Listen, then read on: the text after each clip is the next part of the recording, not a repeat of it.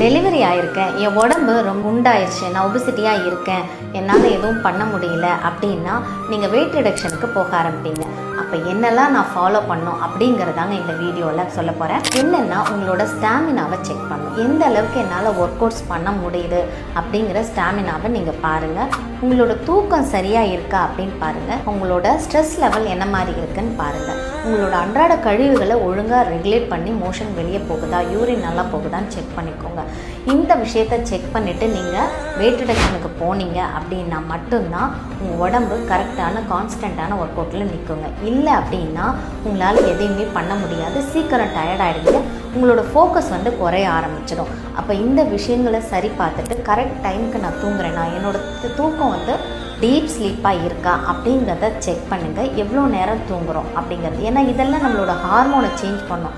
pregnant ஆனதுலேருந்து நம்மளோட delivery வரலுமே ஒரு hormone change